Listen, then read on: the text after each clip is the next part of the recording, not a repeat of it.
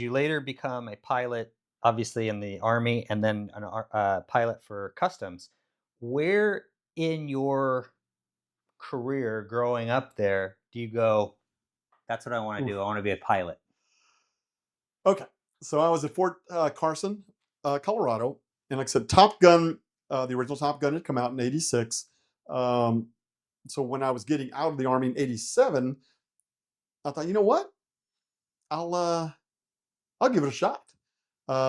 So I was meant to go see the captain with the aviation unit there at Fort Carson, and asked him, and he said, like, hey, guys, ever since Top Gun came out, the Army is drawing down on pilots. Um, you can sign up to become a pilot, but you won't be. You're going to be a cook or whatever we want you to be. Needs of the Army until a slot opens up or not. And I was like, whoa, no, I don't want to do that. And so I got out, went into the National Guard, came back to Houston, and ended up becoming going to a 2-year college that was starting um, an ab initio program, like I said, to become an airline pilot.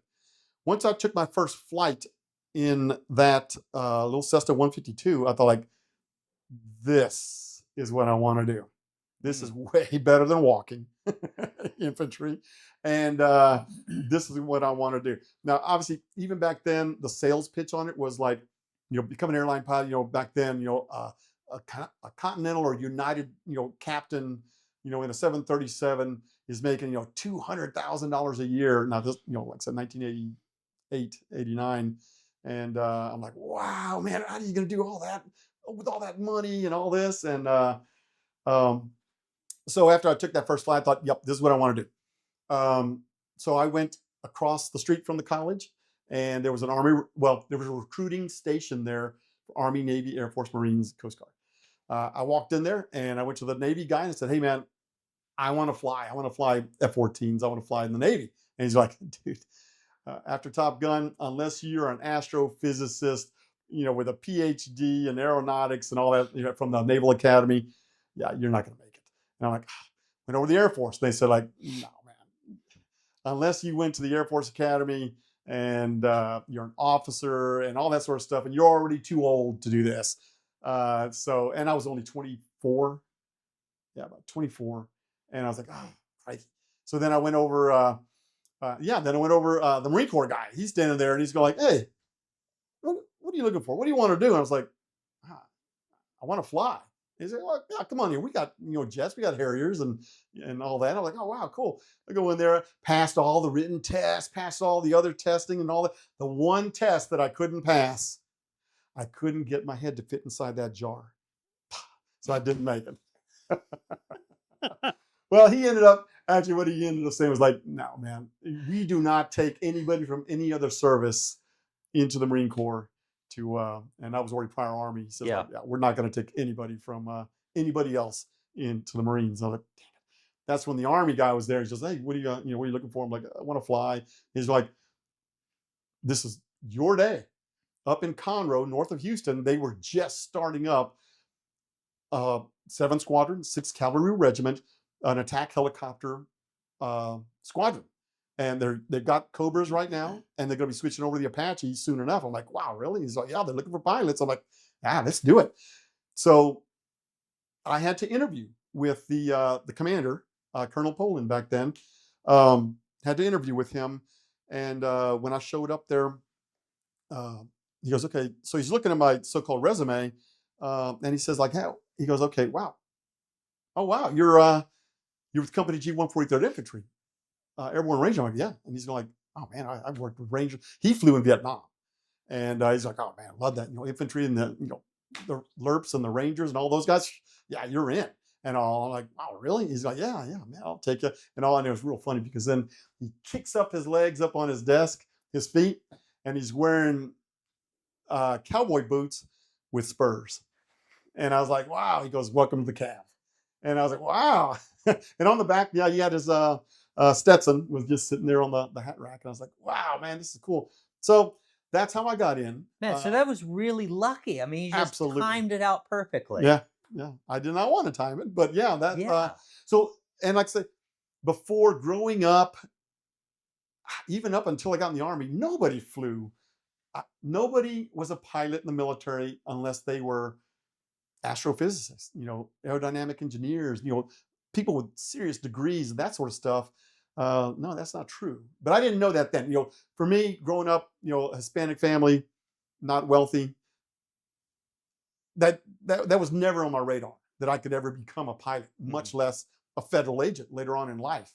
So yeah, that it was never on my radar until then, and I just happened to walk in at the right moment, the right time, and so yeah, so 7th Squadron, 6 Cav in 1990, they sent me to flight school, Fort Rucker, Alabama, southeast corner, Lower Alabama, and